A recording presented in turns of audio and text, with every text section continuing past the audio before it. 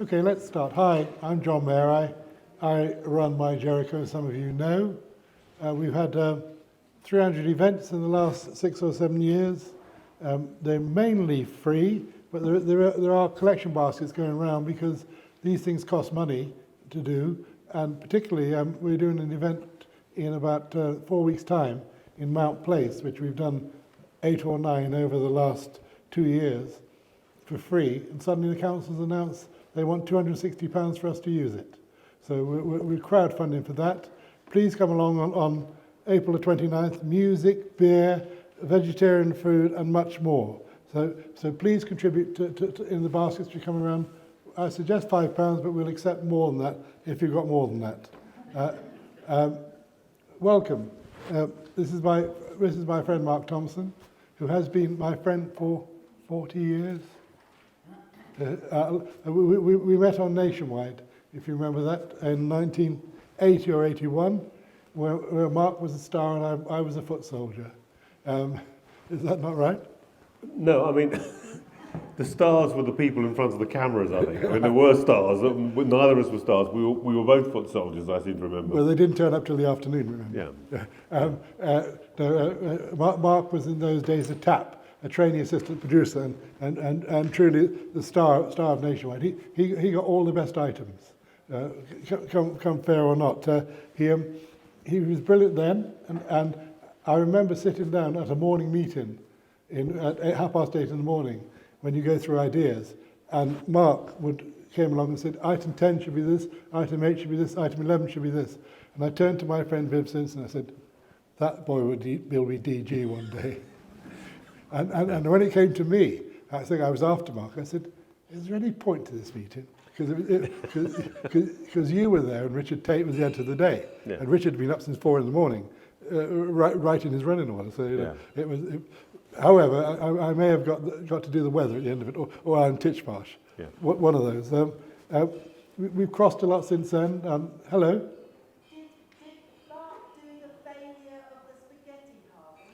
No, that wasn't him. No, sadly not. That's even earlier. I remember that as a child. That was, but it's one of the. If you haven't seen it, I think you'll probably find it on YouTube. It was an April Fool's, classic April Fool's from the BBC. As well. I think it was Today or the Tonight programme. One of the early current affairs programmes. But Mark didn't do skateboarding duck either. That was Lina Ferrari, who's now sadly dead. But so Mark went from Nationwide to Newsnight to London Plus to Panorama. Our paths crossed an awful lot. He's brilliant, but he's also incredibly loyal, which is something you don't very often find in the world of media. So we have been friends for 40 years now, and he was an Oxford resident, and we would have a drink in the Harcourt Arms when he was here, and an occasional meal in the Anchor. But can I just interrupt for a bit? Because there's one more thing I want to say, apropos, not really the spaghetti trees, but this programme Nationwide, which ran in the 1980s, really, late 70s and early 80s, it was on every night. It was famous for its skateboarding ducks. It actually did a lot of straightforward journalism. But the funny thing about this programme was, it's like everyone went through it. It's like everyone who joined the BBC spent some time on that desk with these awful meetings every morning where you had to come up with ideas. But all sorts of people went through it. And there's one thing which, if you know the movies or the books about Bridget Jones, yes. Helen Fielding, who is a graduate of Oxford and who I'd known when we were both undergraduates here, Helen spent quite a lot of time on Nationwide, and she and I often went out and did these ridiculous stories together. I was the producer and she was the sort of kind of star. She was a researcher come mini presenter, and certainly in the first Bridget Jones film, it features quite extensively in that movie. I assume Renée Zellweger playing her, and I think it's the British actor Neil Pearson playing me, but it was everyone. It's interesting. Everyone passed through it. Everyone passed through it. It was like a academy, like a police academy for everyone who's going to start work at the BBC. Kevin Marsh, who became editor of the Today programme, was there. I think he was a rat or a tap, and he'd sit there going, I hate fucking TV, I hate fucking TV. Yeah. So when I interviewed him, when he'd finished the day programme, I said, do you still hate fucking TV? He said, yes, I do. Because he just didn't like it. So, Newsnight, Panorama, controller features, controller BBC Two, then to Channel 4 for a little hop to Channel 4 for a couple of years, Mark, and then back to the BBC as Director General, where he was for 8 years. He was one of the great modern Director Generals. He survived 8 years in that job, which is, when you're followed by somebody who survived 54 days, it shows some longevity. Yeah. For 8 years in the BBC, 5 years in the New York Times, where he transformed the New York Times from a legacy product into a digital product, and a very profitable one. And so it now has homes in New York, here, and in Maine. He was in Oxford till last year at St Margaret's Road, if you're interested. But today his portfolio is Ancestry.com, which you're chairman of, the Royal Shakespeare Company, which you're deputy chairman of, Axel Springer, where you're on the board, and journalism. So he's involved in a worldwide appeal on the future of journalism. Fair enough for me. Mark, you tell us about that appeal, and you've seen journalism both sides of the Atlantic. Why is it in danger, and what's to be done? Yeah. So what I want to say, and I think what I'm going to say, I think many people in this audience will think they don't have to be told, which is that in many countries, probably most countries, the kind of journalism that we grew up with, and I spent, I see some former colleagues, I see Robert Aitken there as well, a lot of us spend a lot of time doing, is visibly under threat. And I want to say there's two things going on, and they're different in some ways in character, but they're happening at the same time, and between them, I think they leave us with real worries about the future of independent quality journalism. The first is economics, and very simply, a lot of the business models that used to pay for great newsrooms and great news programs and newspapers, those economics don't work as well. And in the UK, we might look in particular at local and regional press as an example of that, where the advertising is just not there anymore. There's less reporting, there's just less money to be made, and many local newspapers have gone altogether. And although, of course, you can move newspapers onto the web, that turns out to be really tough. We can talk a bit about the New York Times and what we did there, but for the amount of investment and the new skills and everything you need to make a real success, and the size of audience you need in digital to make a success, that's very difficult.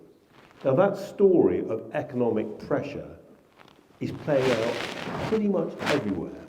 It's playing out across Europe, the United States and North America, but it's also playing out in the global south, where again, getting advertising for journalism is getting harder. The investment you need for digital is getting harder, and so on. But almost everywhere there's something else going on, which varies in character, but is I think visible almost everywhere, which is a kind of political cultural assault on journalism, and it's got many qualities. In the global south, it's very straightforward. Battle of freedom of speech is being lost in many parts of the world. In other words, that even where there has been or is currently a strong tradition of freedom of the press, populist governments and repressive governments and societies, and sometimes social movements, so sometimes popular and social movements are making it hard or dangerous to be a journalist. This can be persecution of journalists, beating them up, arresting them, torturing them, murdering them. Numbers of journalists being killed around the world is ticking up year by year.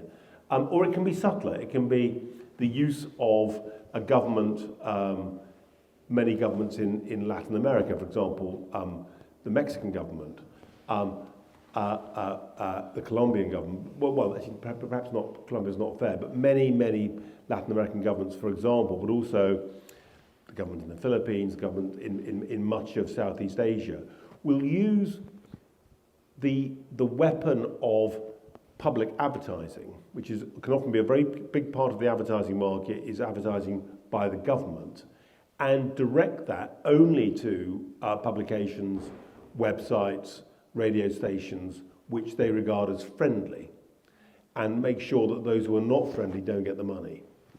But even in Western democracies, it's fair to say that we've now also got more and more people questioning whether the idea of honest, objective, dispassionate reporting is a good idea, and who want to argue essentially for different versions of telling people what they should hear, not what actually happened.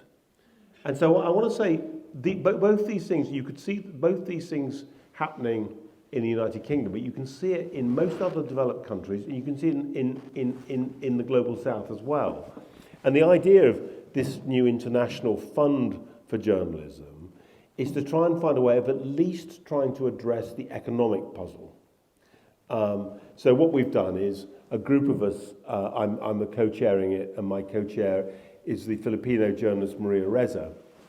Maria has been fighting a heroic battle. She's got a wonderful news website called Rappler in Manila, which has been doing proper objective journalism about the Filipino government. The government has been fighting back. Maria herself has been under intense legal attack. She was convicted some years ago of the crime of, in quotes, cyber libel, a very new law brought in by the government. She's been sentenced to 7 years in jail.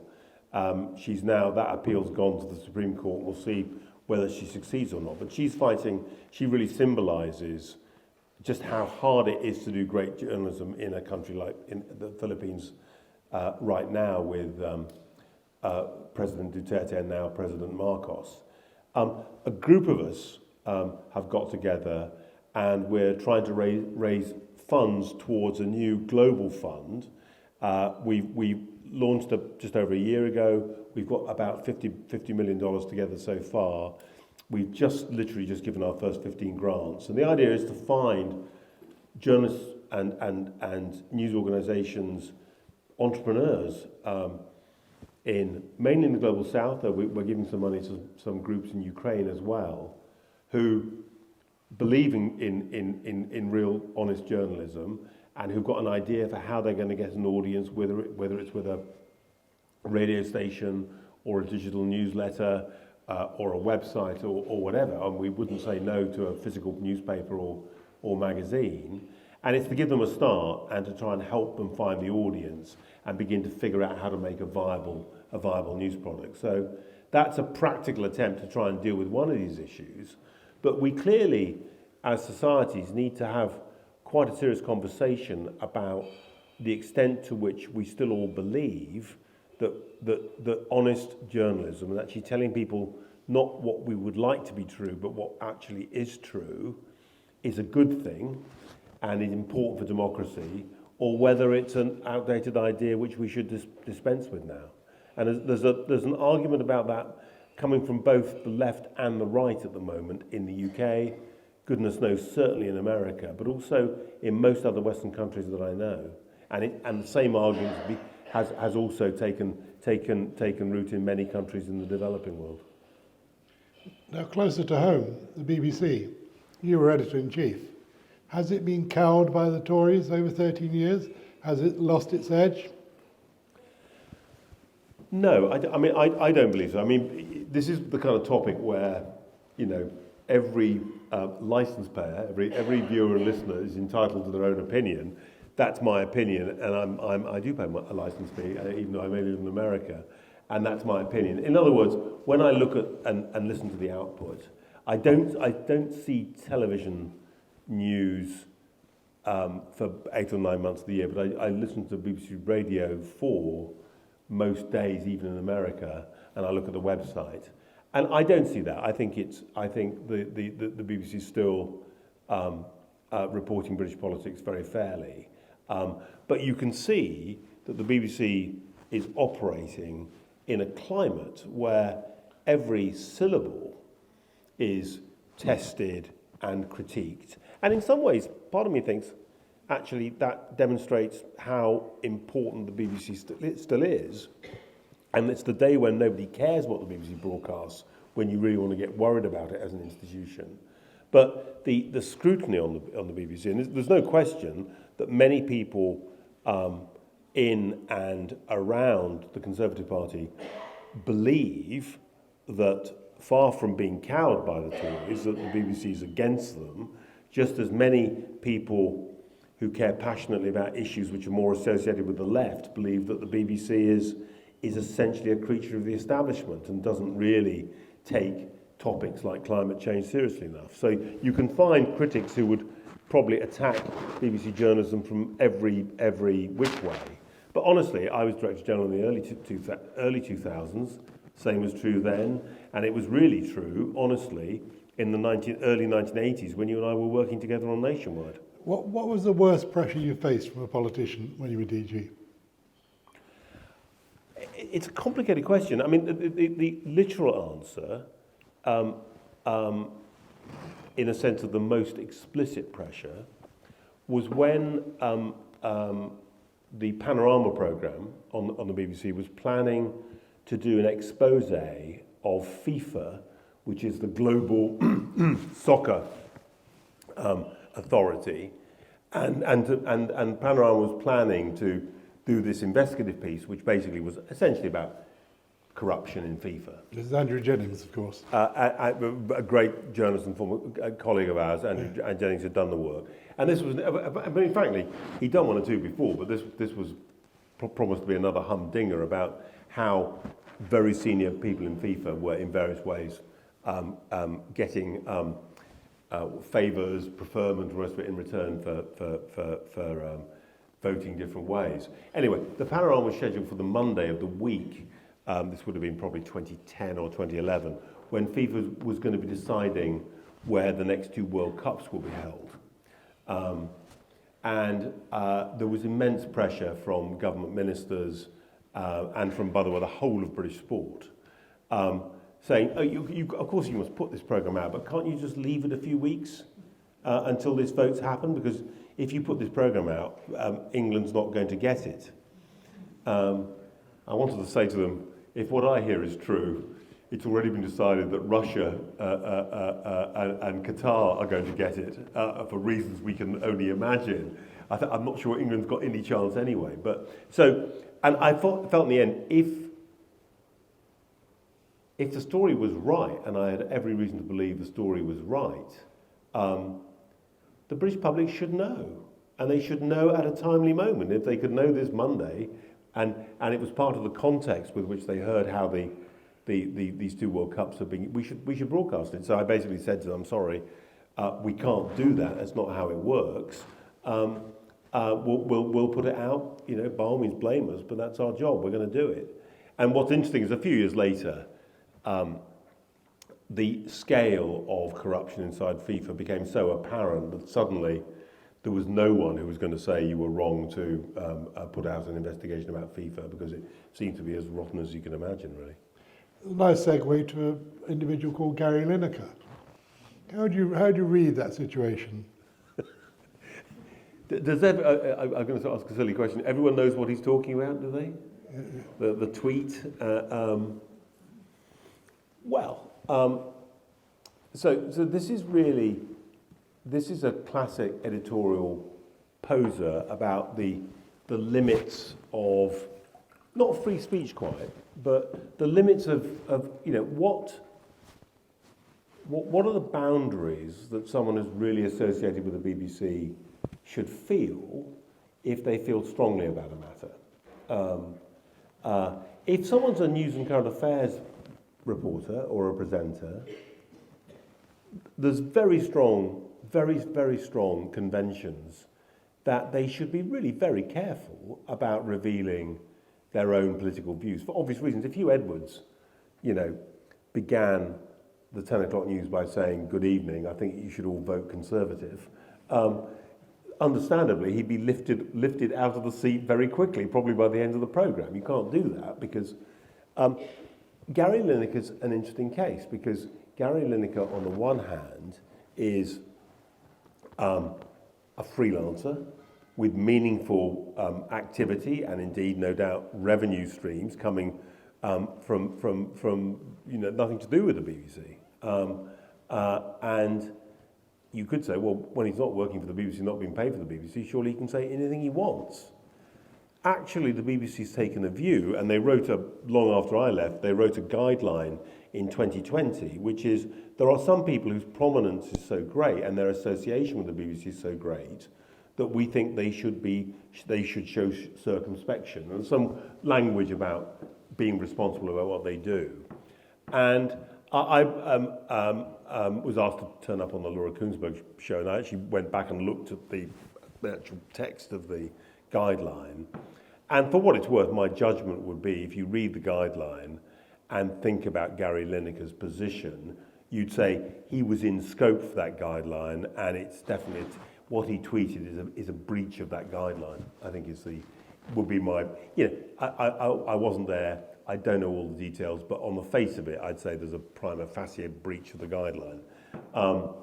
And I think that the idea the BBC is now doing a review of the guideline, and it wouldn't surprise me if we see more detail applied. It's a very short little paragraph, and it may need a bit more detail. But I think the idea is that there should be limits is correct. And in the end, I think that means in the end, once you've got the guideline clear, you have to enforce the limits. And for anyone who feels that because they essentially agree with what Gary Lineker tweeted, essentially outrage at the government's proposals around how to deal with boat people, and the tweet said, we should be clear about this, it used quite clever language, phrases like "not dissimilar to" and the language of Germany in the 1930s. What the tweet essentially said is, I think the Home Secretary sounds like a Nazi. And it was a tweet which was dropped into a news cycle of a straightforward, hot party political controversy. Government announced proposals, opposition have got their point of view, there's very widespread debate about who's right and who's wrong, and this tweet arrives right in the middle of that. And I would just say to anyone who says, surely Gary Lineker had the right to say that, imagine he said exactly the opposite.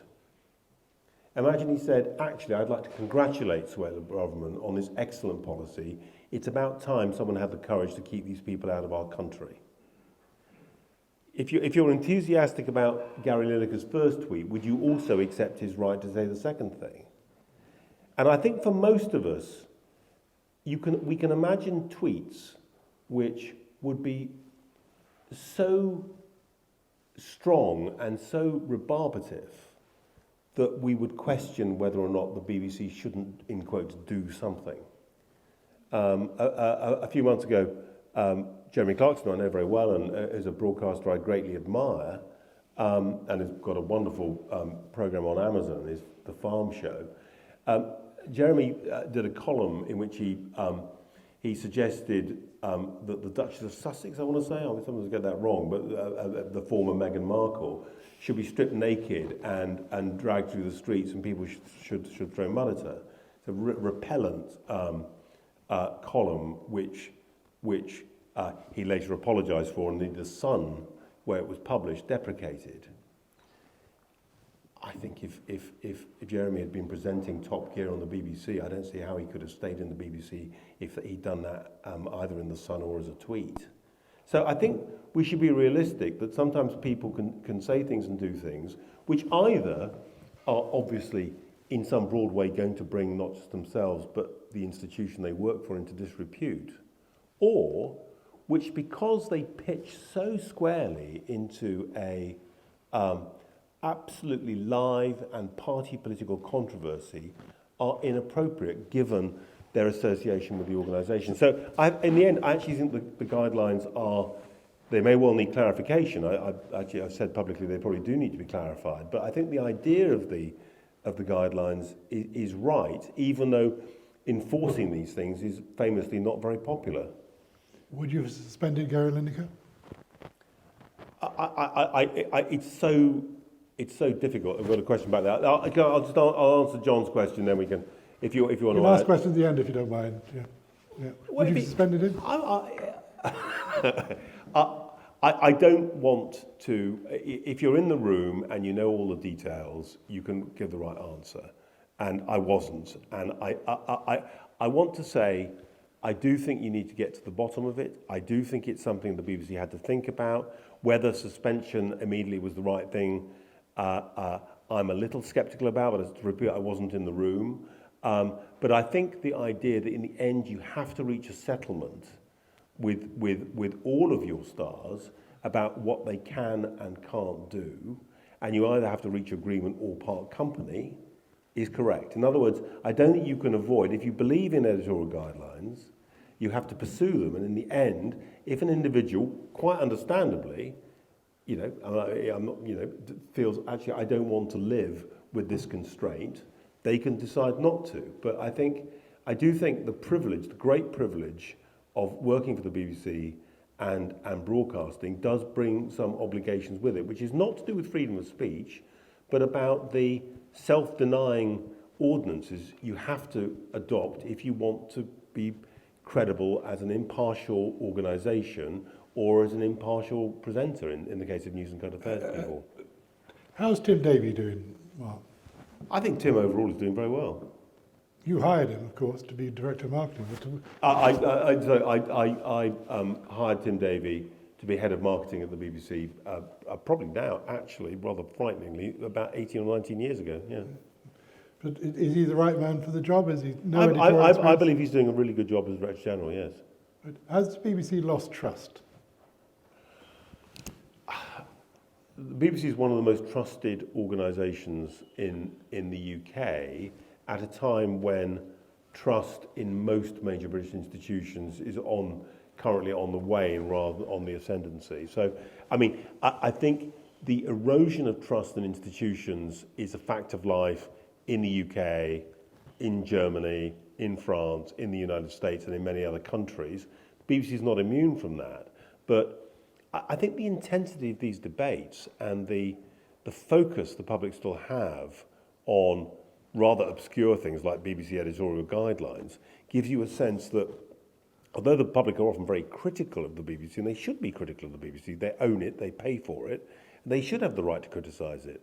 But I think the BBC, in the end, its relationship with the British public, which is so diverse. It's such a strange mixture of these national moments like this year the Jubilee and then the death of Her Majesty Queen Elizabeth II, and that event filtered through the BBC into so many households, probably most households in the country in its ways, all the way to cheeky satire and disgraceful, edgy programmes and dramas and all the rest of it. And that local, national, global, it's such a big and complicated relationship.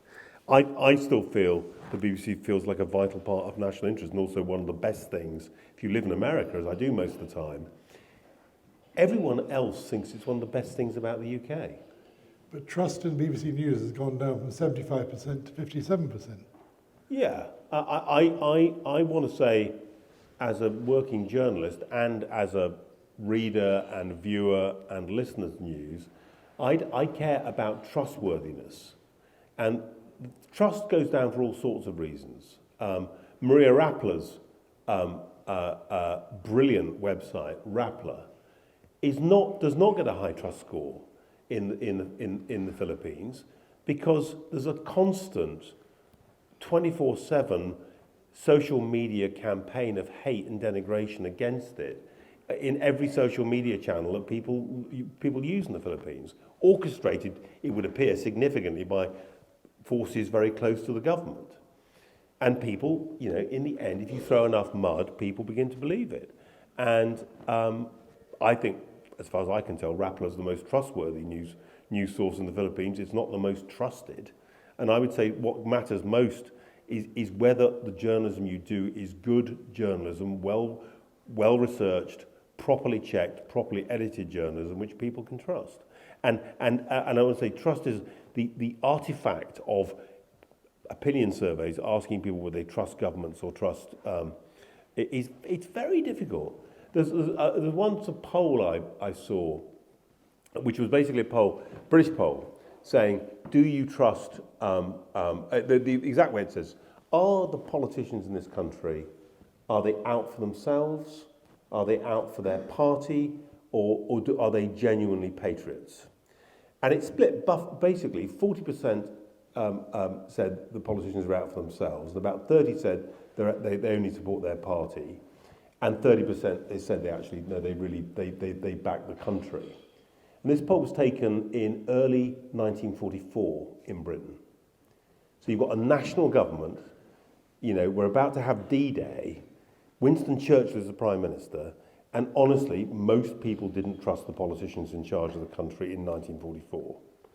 So don't tell me we come from some golden age of trust and we're heading towards a kind of age of suspicion and all the rest of it. Presenters pay. Gary Lineker, 1.3 million, other people. You fought a very interesting battle to not reveal it. Well, I mean, Do you regret not losing that? Context is everything, isn't it? I mean, my guess is if you are an anchor of a local news show in New York, you probably earn about 10 million a year. Nobody bats an eyelid at the idea that in areas like entertainment or feature films, the big stars are going to get big money. I'm quite certain that Gary could earn 3 times, 5 times, maybe more than 5 times as much if he worked for another broadcaster, and I'll bet he often gets offered that. I mean, there is a reality out there. I was once offered a job which I didn't want to do in broadcasting in another country, which would have paid $24 million tax-free for a 3-year contract. I mean, and I was offered that when I was Director General. I mean, the both top executives and crucially top stars could be earning 5 times or 10 times as much if they worked either in another country or even for another broadcaster in the UK. And so I want to say, and I can say this now as a simple private citizen, I mean, there's a reality of what the going rate is. And the BBC is not unique. It's not sitting out there on its own. It's labour markets where it needs to get talent, where it needs to get the people to both present, to write, to star in its shows. And by the way, the computer scientists, the data scientists and the computer engineers to make the iPlayer, all of this stuff, there's an element of most people will, as it were, give the BBC a discount. They will accept less money from the BBC than they would accept. And they reckon, most people like Gary Lineker understand about the public service. But there are discounts and discounts. And I think you've just got to be realistic. If you want the best people on the BBC, you can't completely blindfold yourself to the realities of what the best people can earn. So you would be in favour of all broadcasters revealing what they pay their stars? No, I think the deed is done now in terms of presenter pay, and I believe, by the way, in very full disclosure of everything at the BBC, and I tried as far as possible always to comply with freedom of information requests made to the BBC. I think it's public money and people should be free about it. And I also accept that the BBC is different from, an ITV or a Sky who have just got, it's private money, they're private companies. So I accept the higher disclosure. I would have wished, I mean, you may or may not know this, but I believe to this day that if there are two entertainment programs, and one is made by the BBC in-house in BBC Studios, and another one is made by an independent producer. The in-house star's salary is disclosed, and the indie one isn't, because of the contractual obligations in the pact settlement with the independent sector. So it's a very uneven territory, but I broadly accept that the public, are entitled to that disclosure. The politicians were very keen to get it, and now we have it. You can't put the toothpaste back in the tube, I don't think. Now the licence fee, due for review in 27, and due for renewal in 32. What's going to happen? If you were DG, what would you be suggesting? Well, look, I think we've been, particularly, over this last decade and with this government, there's been a risk of the BBC being under continuous review. We've had, I believe, I haven't fact-checked this, so please don't quote me on it, but I believe we've had 10 Secretaries of State since 2010. We've had very little legislation, by the way. And lots of things just come and gone. We had, you'll recall, one of the Secretaries of State, Nadine Dorries, was very, very keen, for reasons which I have to say I never quite understood, and I don't think she ever said, very keen to privatise Channel 4, and that kind of came and went. And I think is now the most recent Secretary of State. We wish her a long tenure. I think has quietly buried that one. But the first thing is a stable policy background.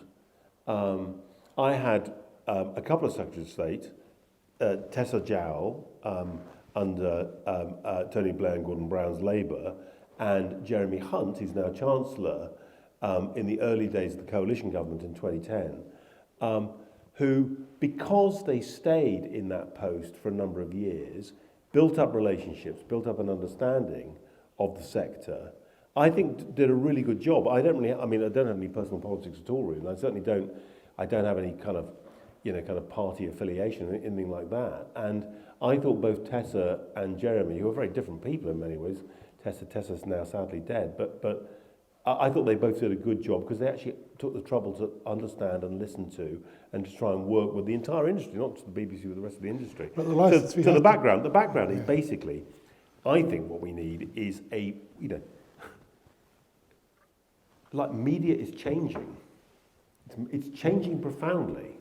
We launched the BBC iPlayer, the streaming service, in 2007, so that's getting on for 16 years ago, because we could see that in the end, online streaming services were going to be the future of media transmission. It was not going to be physical broadcasting. And I think the BBC actually, since the iPlayer, has probably done too little to fully embrace the reality of how quickly it's changing. But so too, ITV, Channel 4, 5, even the very innovative Sky have not yet done anything like enough to respond to this revolution, nor have our newspapers or magazines. But frankly, we haven't had from a government or from opposition spokespeople any sense yet that they realise there's a revolution, and we probably need to begin to think about the architecture of the entire system. If we don't, the risk is, across the entire landscape, that global entertainment and global kind of media, which significantly for us is going to mean American media, increasingly dominates consumption in the UK, and stories about British lives, literally what's happening in Oxford and this part of the world, dramas and comedies which are not commissioned for a global audience, but commissioned actually because they tell real stories about what's happening in this country, get squeezed out. And we've got a fabulous production sector. We've got great artists, great writers. You will get a version of British programming because it sells globally. But it's going to look, well, we know what it looks like. It looks like Harry Potter. It looks like The Crown. And it's good stuff, by the way. Those are both fantastic.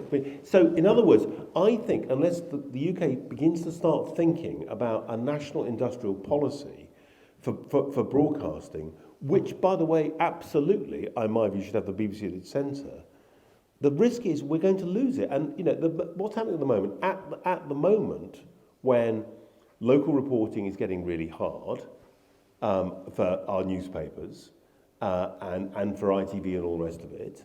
You know, the massive squeeze on the licence fee means the BBC is also cutting back on regional output. Now, is that really sensible at a time when actually you're seeing a growing market failure for the BBC to be forced to do less, not more? I thought the whole idea was the BBC could step in when others couldn't.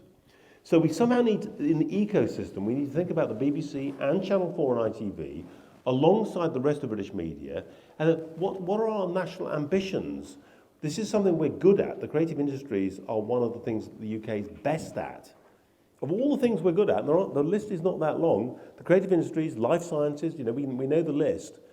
And we know there's an export market for the best of what we do, that we can actually make money around the world with it, and also project, you know, global Britain, post-Brexit global Britain, our voice, our ideas, our influence in the world.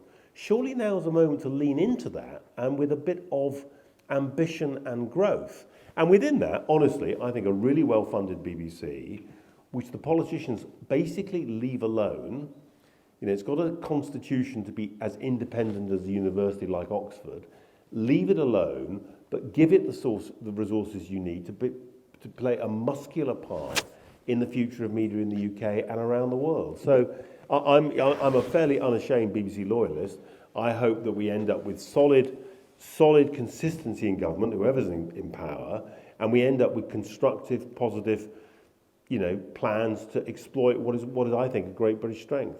But you could have led that revolution if Project Kangaroo had happened. Perhaps you'd just talk... We better explain what Project Kangaroo is. Yeah. You can better than I. Well, so it's really simple. We launched this thing, which some of you will know, with the BBC iPlayer, the streaming service, which the BBC launched in 2007.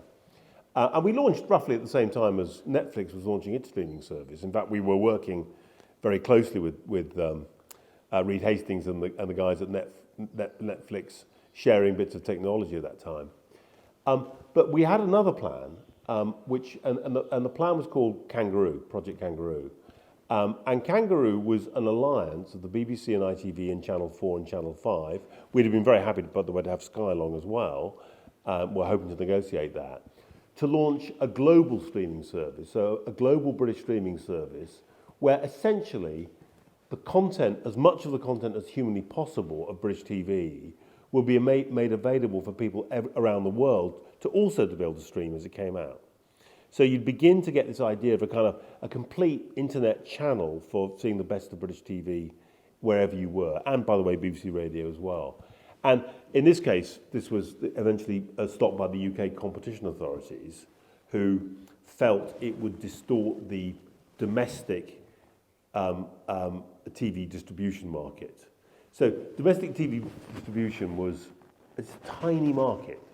This is a number of companies, fairly small companies, selling a few TV programs to international broadcasters, the ones that the BBC and the ITV didn't have rights to. So it was a tiny percentage of what's already quite a small market. So this, and by the way, I accept there's some argument that making everything available directly on demand to end users would have disrupted that market. It would have massively disrupted the market for the BBC and ITV as well, by the way. So to stop disruption of a very small market, a potentially really big idea of using the new technology to steal a march on everyone around the world got stopped. That's what he's talking about. Not a lot of people know about Project Kangaroo. Now, the current chairman of the BBC has gone a bit quiet. Is he a dead man walking? Well, you probably, again, people here will know that the way in which Richard Sharp was appointed chair of the BBC, chairman of the BBC, has become very controversial, in particular because of Mr. Sharp's involvement as an intermediary in a loan mortgage or whatever the then Prime Minister Boris Johnson got from someone. Well, I mean, what the BBC's done, which I think is probably a very sensible thing to do, is they've got a leading lawyer, a leading counsel to do a big report looking at the whys and wherefores of this whole thing, and he hasn't reported yet. I mean, I think what I'd like to do is wait till we've seen what the equivalent of the Sue Gray report or whatever. I mean, as you see, let's just see chapter and verse before we jump to conclusions, I would say, but maybe I'm being too reasonable. So I would hope that the decisions about whether Richard Sharp to stay or go will at least be informed by what that report shows. And I don't know what it... If he falls on his sword, would you like to replace him? I think I can literally not imagine anything I would like to do less, actually. I sort of feel, I love the BBC, you can hear I'm still a big supporter of the BBC, and I pay a licence fee. But I feel I've paid my debt to society and I should be allowed, it's like the end of the Shawshank Redemption, I should be allowed to establish some kind of a life after the BBC. So absolutely not. I occasionally have dreams about being called back to the BBC, and believe me, they're not dreams, they're nightmares. Let's talk about New York Times, because you went from the BBC to be CEO and President of New York Times. You arrived there, it was a legacy product, it was doing all right, but only all right, but you transformed it in 5 years. How? Well, I mean, the really, to as it were, twist the knife, what I'd say is the first thing is they're Americans, and it's really, really striking. It's a really tough thing to say, but I'm going to say it anyway. It's change is easier in America than it is in Britain. It just is. It somehow or other, that idea of let's give it a go, let's try something, let's take a risk, let's take a gamble, let's try something we don't know whether it's going to work or not. It's just a very different spirit. And we looked at the numbers, and it's very. I mean, I used to. They stopped me doing this because it was depressing everyone. But in my first year at the New York Times, I said, "Have you seen the film Titanic?" And an interesting thing about the film Titanic, I said, the iceberg hits 1 hour into the movie. Do you know how long the movie is? It's 3 hours. There's 2 hours of movie after the iceberg hits. But we all know what's going to happen at the end. And I said, our beautiful newspaper, the iceberg has already hit it. And what's happening now is it's slowly settling in the water, and there's nothing on God's earth that can ever stop it sinking in the end. Because the fundamental economics of print, even New York Times is probably the most resilient, most profitable physical newspaper in the Western world. Still a fabulously profitable, but each year the economics get tougher. And sooner or later, I think probably the New York Times will still be printing profitably in the 2030s, so it's a long, long time. It may well be to almost half a century after the internet was invented. Sooner or later, the economics are going to go bad. So I said, what we have to do now is not just play around with digital on the side. We have to go on the basis that we're building a new ship, a complete ship which sails on it, floats on its own, which is a digital product. And no one was saying, as they say to you in the UK, can you prove to me this is going to work? How do I know you're right? Because with this kind of change, you can't know. You have to test it, you have to try things out. And you have to be willing to try things, don't work, try something else. Doesn't work, try something else. It's a very different way of proceeding, and British institutions find that very tough, that business of let's be brave, let's invest a lot of money. In this country, the PAC gets very concerned. When you try something big and it doesn't work in the UK, there's always a court of inquiry. Over there, more momentum, more, you know what, let's just try it. And so the great thing is it wasn't me, it was them. I thought they were, famously, when I was offered the job, several friends I had, including one who worked at the time, said, don't take it. They're the most conservative newspaper in America. Maybe not on their opinion pages, but certainly, when they think about themselves. And they're very smart, you'll never change anything. To which I said, it depends what you're used to. And actually, I found it an incredibly willing group of people who were very willing to experiment, very willing to go the extra mile, and actually to get enthusiastic. And we were lucky that we had some early success. And then, success when you're trying to change things, early success is really handy because you begin to get people actually thinking, well, you might be onto something. And we actually had great fun with it. And when Donald Trump was elected in 2016, we were ready. All the hard work was done before Donald Trump got elected. But when he was elected, and suddenly the whole kind of world of journalism and news in America got completely electrified by that event, we were more ready than anyone else in America to do that. And at the same time, we were trying to get serious about being an international news organisation, selling subscriptions in this country and all the rest of it. But you turned it around simply by putting in a metered paywall. And their revenue is now the largest subscription revenue in the world. They're very close to 10 million subscribers now. Print is how many? Print is probably now, I would have thought, around 900,000, 850,000. So 10x digital to print. But here's a fact: you make less money, you make less revenue, and less contribution margin, less profitability from each digital user than you do from print. People will pay for digital, some of them, but they'll pay much less. So you need to get the same economics, as it were, to pay for a newsroom. The New York Times newsroom for about 1,800 people, so it's a big newsroom. To get the same economics, you need literally 10 times as many people paying.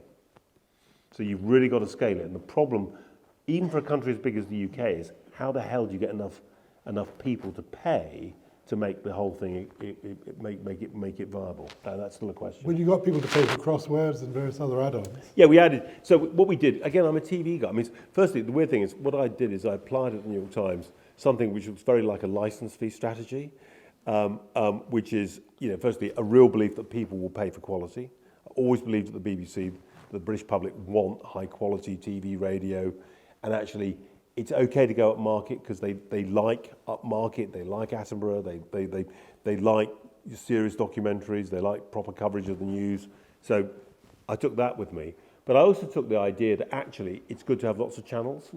It's good not just to have one thing, but to have, so we launched a food app, MIT Cooking.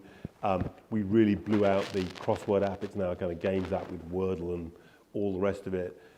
We bought a consumer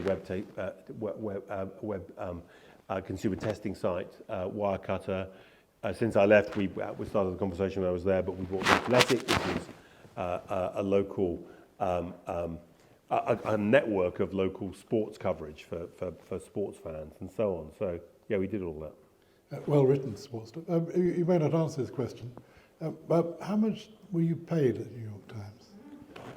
Well, actually, it's public knowledge, isn't it? Funnily enough, one of the things you discover about when you join the private sector, as I did at the age of 55, the first thing to say is, rather unlike the BBC, there are a couple of kind of groups. ISS is one, for example, which monitor pay on behalf of shareholders, and there are rather stern reports published over there, as here, on CEO pay. And so I got the first of these reports, and I was being paid. If you think of me getting paid, like in theory, it all depends on stock prices and all the rest of it, so who knows what, you never know at any one time what it's going to be in reality, but in theory, the kind of target pay was not far short of 10 times what I was earning at the BBC, so 10x. What, was that your bumper year? And what about the share options? No, I'm talking about the kind of structured. Right. I'm talking about the structured pay. So the disclosed structured pay. They also disclose it in different ways what actually happens. But so the target pay, like the sort of equivalent of a salary, was 8 times or 10 times or something. But so I look at this report saying, God, what I got on the BBC was a war crime. So it'll be interesting to see what it is here. This is entirely reasonable sort of thing.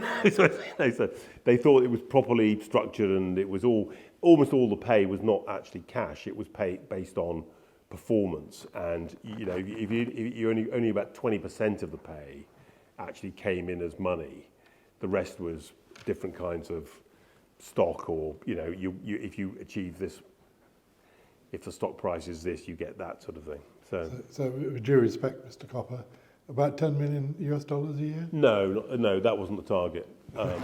I would say the target was more like 5 million a year. And by the way, with people saying, given the way the stock price has been going, you'll be lucky to get anything like that. What actually happened is the stock price was, I think it was about $8.20 when I came, and by the time I left, it was nearly $50. So the stock went, because the paper did well, the stock price went up a lot.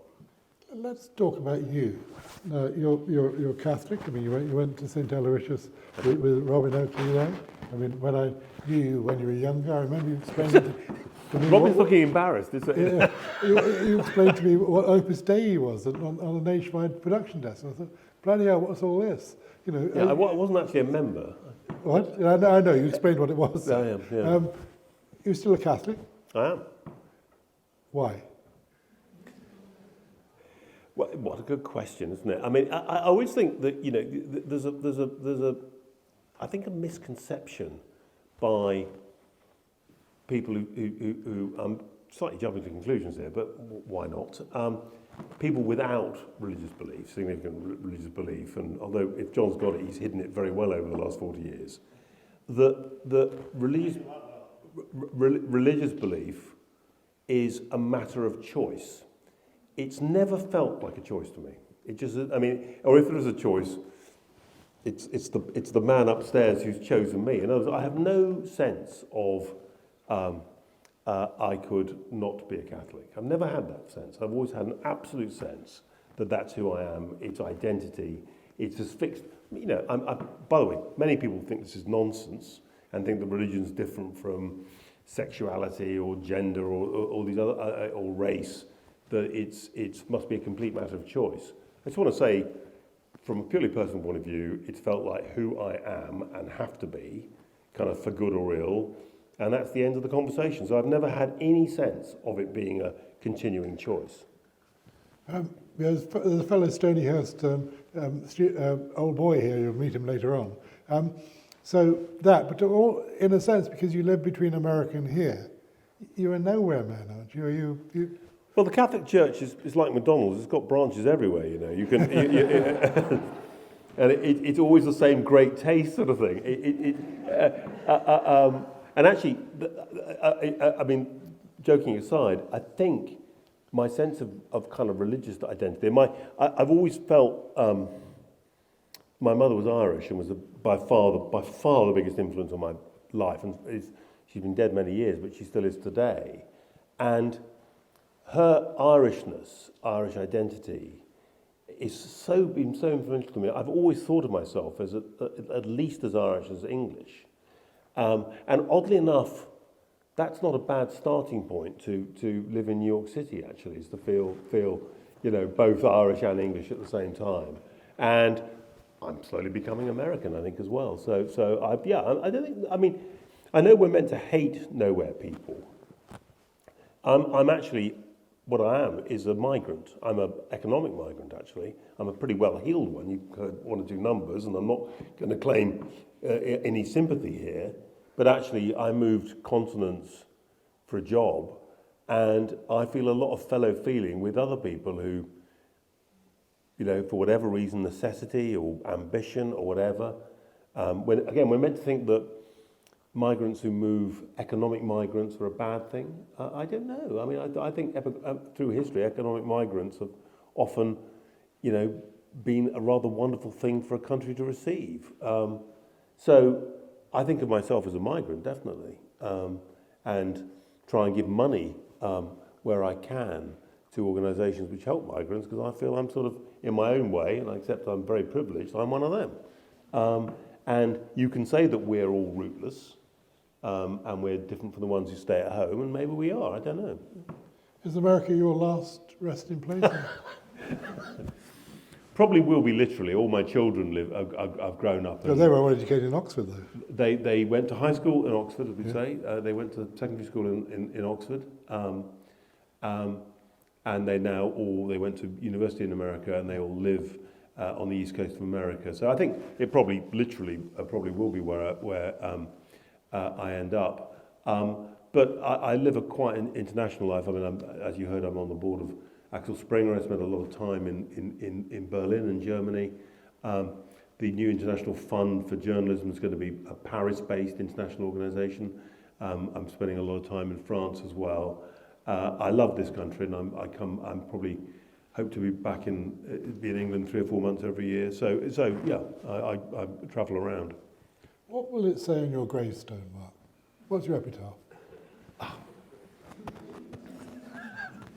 Well, I think the great thing is to make that somebody else's problem by not saying it. I haven't got an answer for that. He had a lot of ideas at 8:30 in the morning. Well, I think the idea, if there's anything I believe in, I definitely believe in journalism and trying to keep the damn thing going. Sometimes, despite the best efforts of people involved in it to stop, by the way. So I've believed in that, and I think we have to stand up for it and stand and fight. I felt at the times we were standing and fighting for the idea that people actually not just need but want good journalism.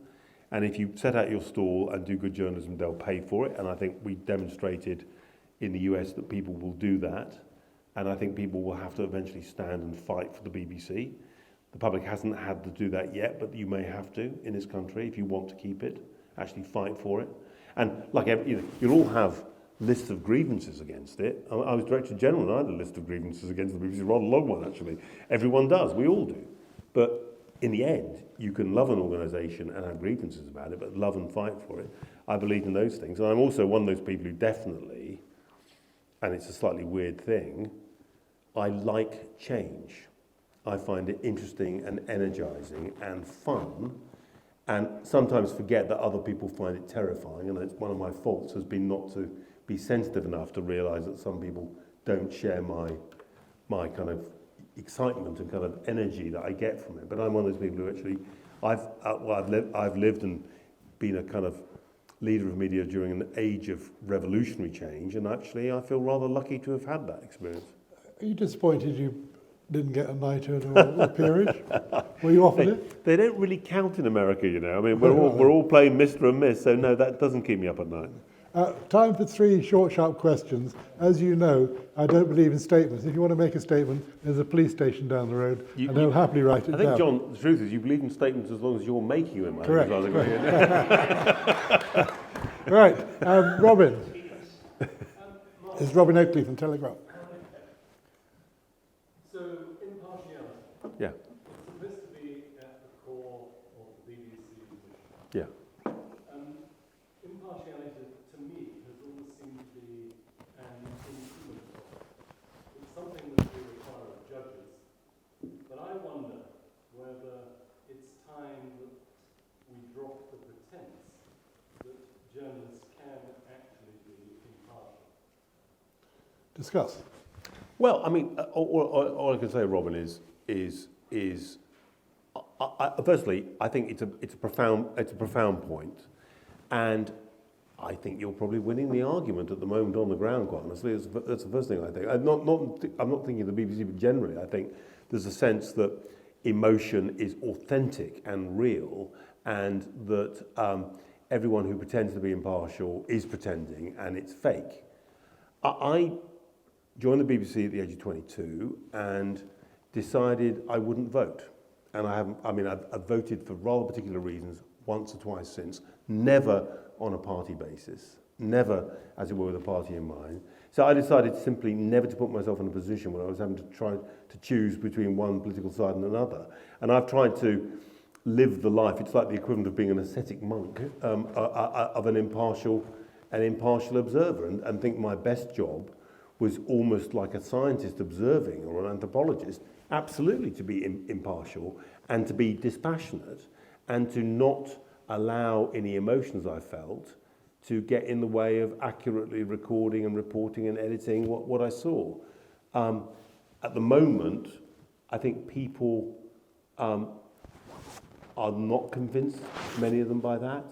I think, though, I would say in America, I think that there was a sense has been a sense in recent years, and I'm thinking of both left and right here, of staring over the precipice at what the world looks like if you go down that road, and there's no one.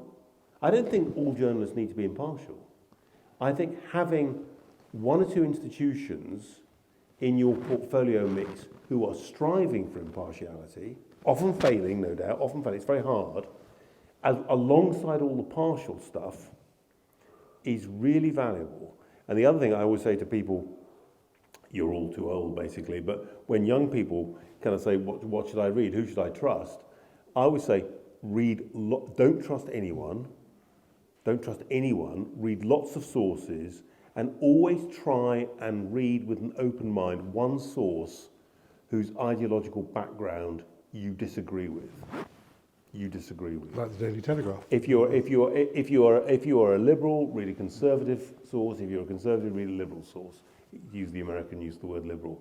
So I believe there's a role for impartiality. I don't think it's the only kind of great journalism, though. That gentleman, second row. Yeah, so you talked a great deal this evening about the economics of journalism and media. What about journalism itself? Do you think that journalists have improved over the years? The quality of their training? Has journalism got better? It's so interesting. I don't think journalism's got worse, and it's always worth looking at the archive. If you ever feel yourself going through a golden age, moment of, it's not as good as it was when I was growing up. You can find it all on the internet. Have a look at what journalism was like. So I don't think it's got worse. I think one or two terrible things have happened. I think there's been an assumption made by editors about audiences, that modern audiences have got no attention spans, that everything's got to be short, which is just not true. One of the things we did at the New York Times is we doubled down on long articles. And actually we more or less created something which is now many papers have got, which is called a big read, where you actually announce that this is going to be like a 5,000 word takeout or 10,000 words. So and I think there's something about trusting the audience to be serious, which is sometimes lost. And some of the economics of digital, which encouraged as many page views as possible, because the way advertising worked was the more the person clicked on different pages, the more that would count in terms of advertising revenue, essentially. That encouraged, I think, a kind of craziness about, populist fodder, basically. It's gone out of fashion because you can't make money out of that. It turns out it's not a good business model. But for a while, endless slideshows and sort of, one sentence pages were a problem. But generally, I think actually standards are as high, if not in some cases higher than they used to be. A couple more questions. Gentleman in the front row, short and sharp, please. Yes, you. So I enjoyed your comments about Catholicism and being Irish. Yeah. Apart from one thing. Yeah. But when I think about my favourite writers, and I work in the IB, so I teach my students to be think. Yeah. Who have been your role models in terms of journalists, and how have they inspired you? Who are your role models? Yeah, well, interesting enough, investigative journalists, in particular, I'd say John Mair, the investigative journalist, often on Panorama over the years. You once told me a story that you edited Panorama, and he was doing a Panorama in Ireland, and he went back to Ireland the weekend before to check one fact. The night before, it was Shoot to Kill. It was a program about the British Army shooting and killing IRA suspects in ways which seemed beyond, as it were, what was reasonable or indeed lawful. And there was a guy in a caravan somewhere in the wilds of County Down or something, and John had gone twice to see him, and the day before we were transmitting the programme, thought, I want to have one more conversation. And that to me, that business of an absolute commitment to do everything you possibly can. The problem with journalism, as you know, is it's underdetermined. You don't have all the documents. You don't have all the facts you'd ideally like. You're trying to extrapolate from what you know, not to pretend to know more than you do, but you're constantly trying to make a fair and accurate construction on an impartial set. And I would say John is one. He's not the only one. Peter Taylor as well, of course. And Peter Taylor. I saw a recent Peter Taylor show. And these guys are masters.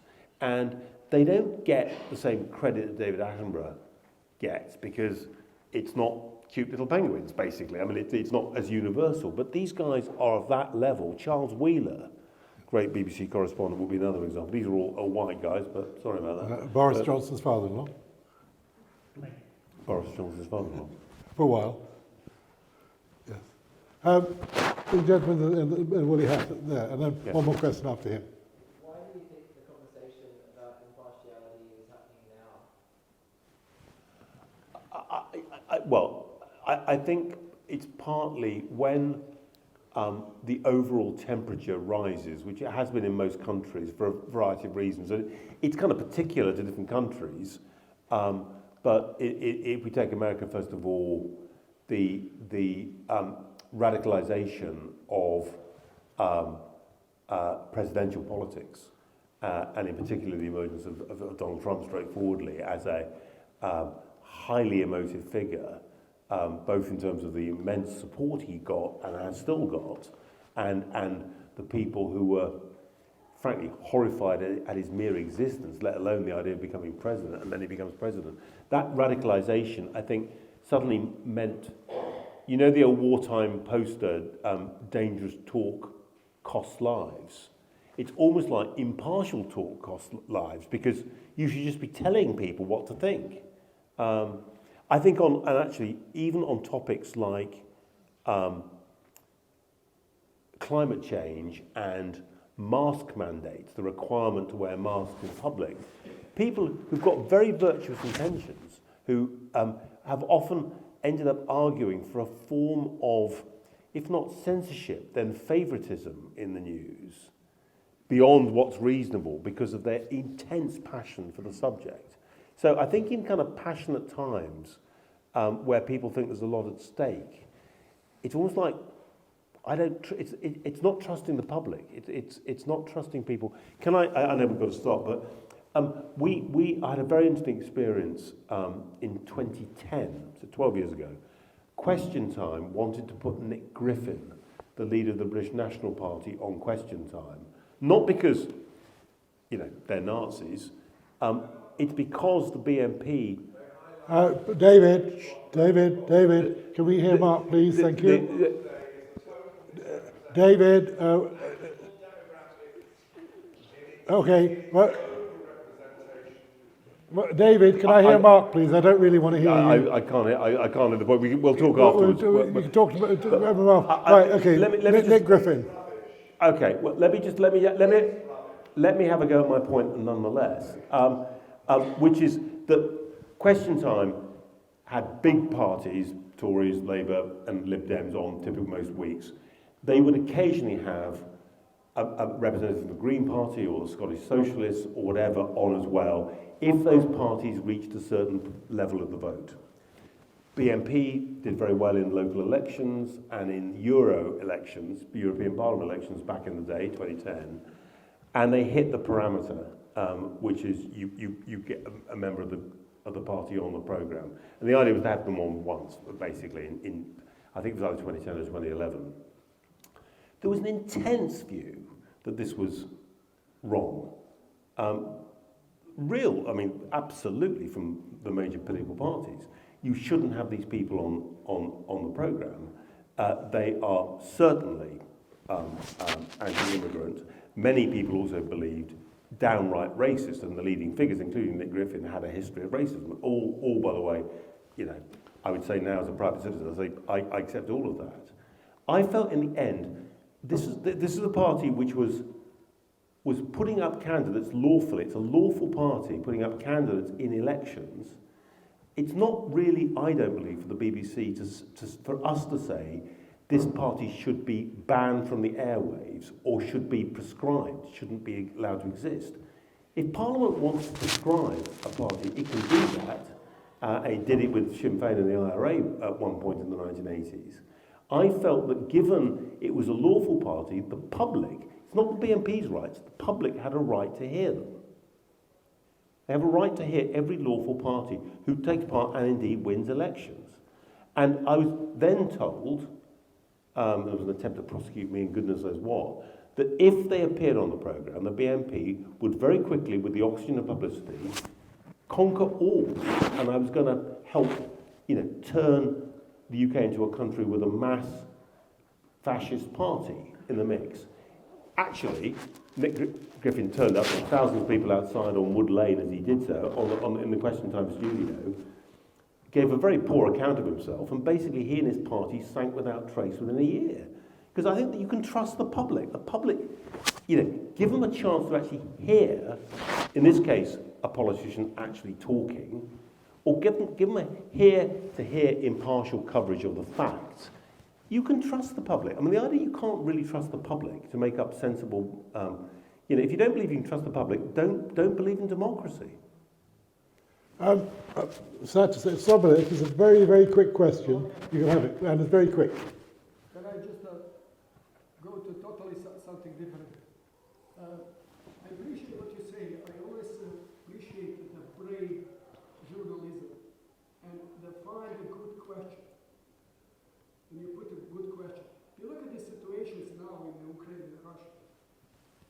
Why in the main media you have very connected with Parliament and media. It's completely connected.